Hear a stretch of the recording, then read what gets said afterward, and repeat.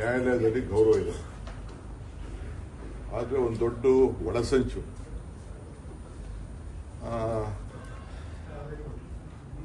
ಇನ್ನೇನು B report file ಮಾಡುವಂಥ ಸಂದರ್ಭದಲ್ಲಿ ಸಿಬಿಐನವ್ರು ತೆಗೆದುಕೊಂಡು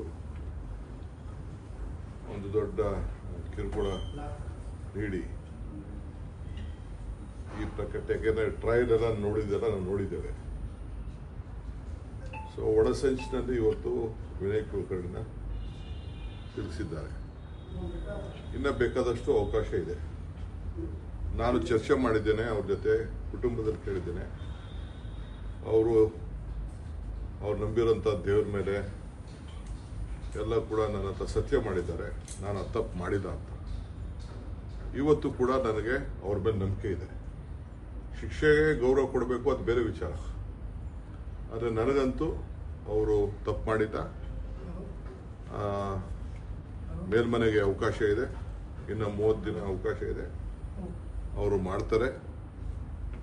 ನಾನು ಆ ಕುಟುಂಬದ ಜೊತೆ, ನಮ್ಮ ಪಕ್ಷದ ಶಾಸಕರ ಜೊತೆ ನಾನು ಮಾನಸಿಕವಾಗಿ ಎಲ್ಲ ಥರದ ಶಕ್ತಿಯನ್ನು ತುಂಬುವಂಥ ಕೆಲಸ ಮಾಡ್ತೇವೆ.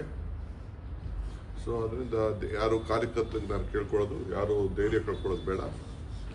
ನ್ಯಾಯಾಲಯಕ್ಕೆ ಯಾವ್ದಾದ್ರು ನ್ಯಾಯಕ್ಕೆ ಸತ್ಯ ಸಿಗ್ತದೆ. ನನಗೇನಾಯಿತು, ನಾನು ಬೇಕಾದಷ್ಟು ತೊಂದರೆ ನನಗೂ ಸಂಚಿನ ಮೇಲೆ ಅನುಭವಿಸಿದೆ. ಕೊನೆಗೆ ಸುಪ್ರೀಂ ಕೋರ್ಟಲ್ಲಿ ನನಗೆ ನ್ಯಾಯ ಸಿಕ್ತು ಇಡೀ ಕೇಸ್ನಲ್ಲಿ.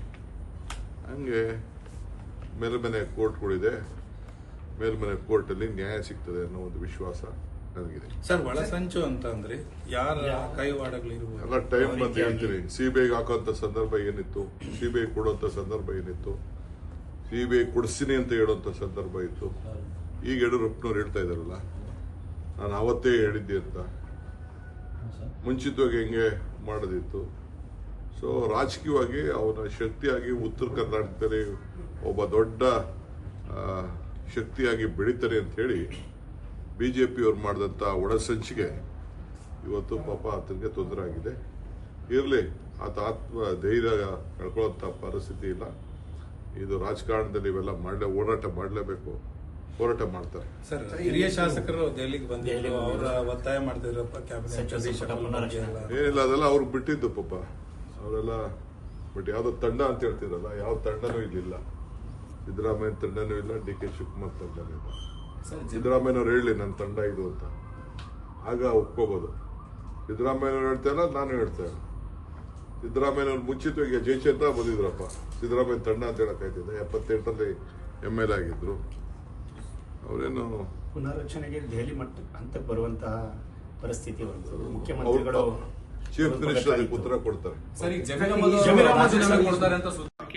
ಇವತ್ತು ಬೆಳಗ್ಗೆ ಯಾವುದೋ ಪೇಪರ್ಲೆಲ್ಲ ಬರ್ದಿದ್ರು, ಪಾಪ ಜಮೀರ್ ಹತ್ರ ಮಾತಾಡೋದಿಲ್ಲ, ನಾನು ಹತ್ರ ಮಾತಾಡೋದಿಲ್ಲ, ಕ್ಯಾಬಿನೆಟ್ ಅಲ್ಲಿ ಚರ್ಚೆನೂ ಬರಲಿಲ್ಲ.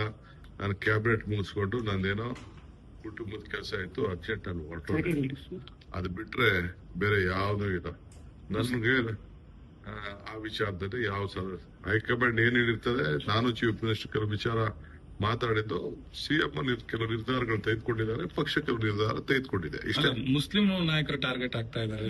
No Muslim. ಕಾಂಗ್ರೆಸ್ ಪಕ್ಷ ಮುಸ್ಲಿಮ್ಸ್ಗೆ ನಾವು ಸಹಾಯ ಮಾಡಿದಷ್ಟು, ರಕ್ಷಣೆ ಮಾಡಿದಷ್ಟು ಪ್ರತಿ ಒಂದು ಸಂದರ್ಭದಲ್ಲೂ ಕೂಡ ಬೆನ್ನೆಲುಬಾಗಿ ನಿಂತಿರೋದು. ಬೇರೆ ಯಾರು ಹಿಂದೇನೂ ಮಾಡಕ್ಕಾಗಲ್ಲ, ಮುಂದೆ ಅಷ್ಟು ನಾವು ನಿಂತ್ಕೊಂಡು ಅವ್ರಿಗೆ ರಕ್ಷಣೆಗೆ ಅವ್ರನ್ನ ಸಹಾಯ ಮಾಡಿದ್ದೀವಿ. ಒಂದು ಸೀಟ್ ಅವ್ರದಲ್ಲ ಸೀಟ್ ಅದು.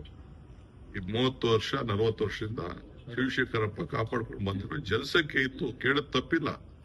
ಅವರೆಲ್ಲ ಜಮೀರು, ನಜೀರು, ಜಬ್ಬಾರು ಎಲ್ಲ ಒಪ್ಕೊಂಡೇ ಸೀಟ್ ಕೊಟ್ಟಿರೋದು.